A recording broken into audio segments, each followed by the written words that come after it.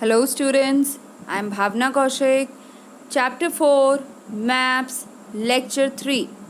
Children, till now we have studied till directions. In the previous lecture, I have explained to you about large scale map, small scale map, three components of map. Among the three we have studied the two components. First was scale, that means it comes in distance, and second was direction. Now conventional symbol. This is the third component of the map. Conventional symbols. Now what are conventional symbols? These symbols are used to represent the various features on a map such as important buildings, railway roads, bridges, trees, etc. These symbols are accepted universally. Therefore, they are called as conventional symbols. Some of the conventional symbols are given below. Now children, you might have seen many a times some of the symbols, like for example I give you a symbol of your school only. You're having a badge, and on that badge you're having a symbol of your school. In the same way we are having these type of symbols.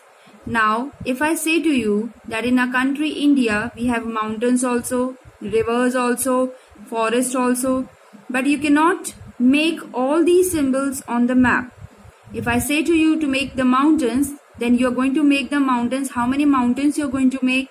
And it will take a lot of time to make all these mountains. So what we do, we highlight all these physical features through some symbols. Okay, and we give some colors also to these symbols. So now you can see in this LR certain symbols are there. First is like railway line, broad gauge, meter gauge, railway station. Now railway line, you can see the track is given to you, and secondly again some symbol is given to you. Railway station, RS is a railway station.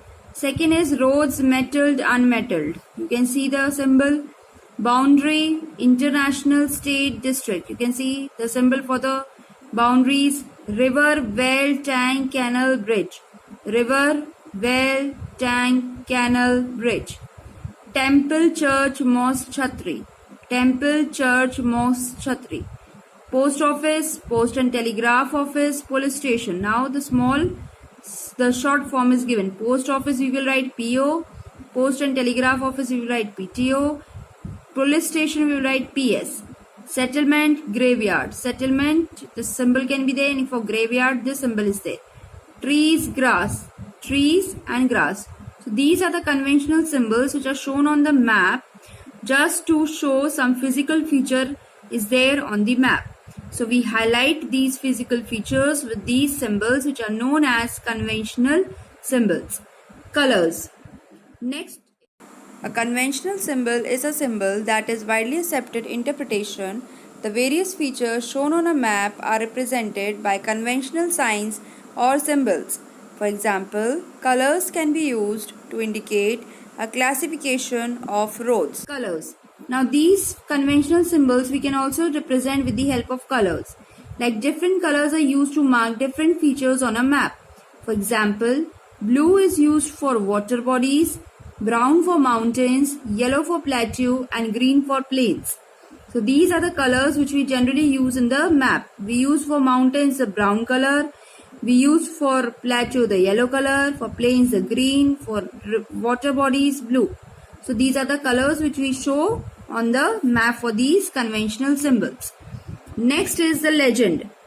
Now what is legend? The legend of a map helps to interpret and understand the information contained in the map.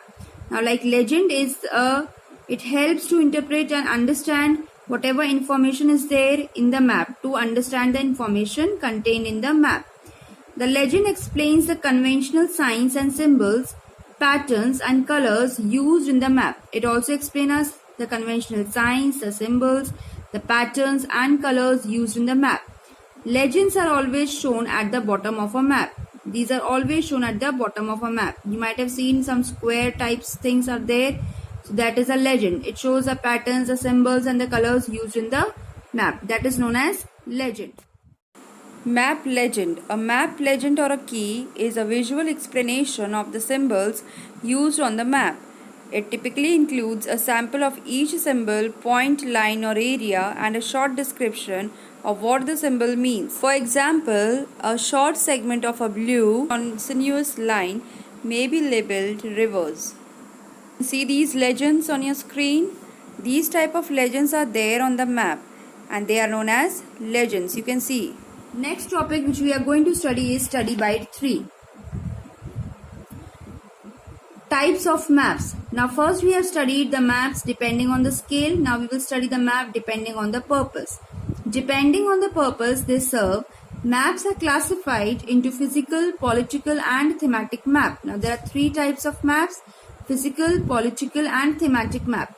First is the physical map. A map that shows various natural features of the earth such as mountains, plateaus, plains, rivers, oceans, etc. is called a physical map. Now physical map, it contains what? Mountains, plateaus, plains, rivers, oceans, and it is a plain map. So this is known as physical map. Political map. A map which shows states, capitals, cities, towns, villages of a country and marks its national borders is called a political map. It is generally, it's having the divisions. It is known as a political map. Thematic map. A map that gives information on a particular topic such as forest, distribution of rainfall, area under irrigation, roads, mineral resources, etc. is called a thematic map. A thematic map, it shows what? Distribution of rainfall, area under irrigation, roads, mineral resources, all these things it is known as contains in the thematic map. I hope this much you have understood, children. You can see in this picture, first map is the political map of India. You can see this map. It is of India, but it is having certain division. It shows the boundaries of the countries, you can see, and it is showing different states also. So this is political map of India. Next is thematic map of India. As I have told you that it shows distribution of rainfall, roads, all these things it shows. So this is a thematic map. Generally we don't use this map in the school because we only use political map and physical map in schools. This is not used. This is used on a wide scale. Now, next is physical map of India. You can see this physical map of India. It's showing certain features. You can see the blue color is representing the water bodies, the green color is vegetation, Himalayas with the brown color, desert you can show with the yellow color. So this is the physical map of India. I hope all the 3 maps are clear to you. Our next topic is study by 4, usefulness of map. Now, till now we have studied about what is map, difference between a map and a globe. We have also studied types of maps based on scale, based on purpose. Now we will study that why the maps are useful, where they are useful. Now maps are useful to us in many ways, such as maps can show precise information on a small area. Maps are easy to carry. Maps are used to show various types of information. Different maps can be used together to correlate information. For example, a weather map can be used with a physical map to find out the complete information about weather in a particular region. So now these are the usefulness of map, where we can use the map, and maps are very useful to us. So this is the usefulness of map. Next topic is plan.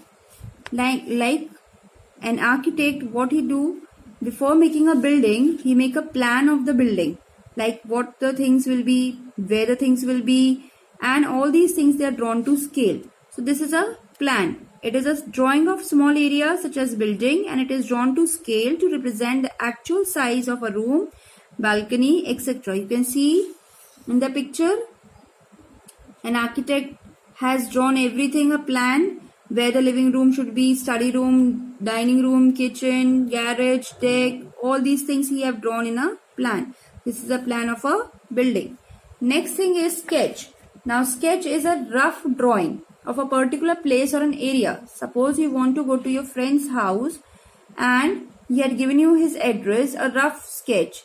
First you come straight, then you move towards left, then you go towards right, then you are going to find one well, then a temple will come. So this is a rough sketch, rough idea which he had given to you about his place.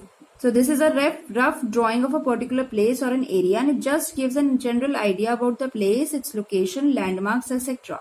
Now landmarks like well, temple, these are all what? Landmarks. You can see in the picture also, this is a sketch of an area and it is being given like somewhere hospital is there, somewhere garage is there. These are all what? The landmarks. Okay children. Next is the atlas. Now what is atlas? I have already explained you atlas before also. It is a book of maps in which the maps are put together. An atlas has an index that helps us to find a particular map on a particular page, and it is useful as we get a ready reference to a variety of map. So this is an atlas in which it is also known as a book of maps. All the maps have been put in the atlas. Okay, and it is useful as we get a ready reference to a variety of maps. So children, here the topic is finished. Even the chapter is also finished. Go through the chapter, read the chapter once again. Thank you so much. Stay home, stay safe. Thank you. Take care.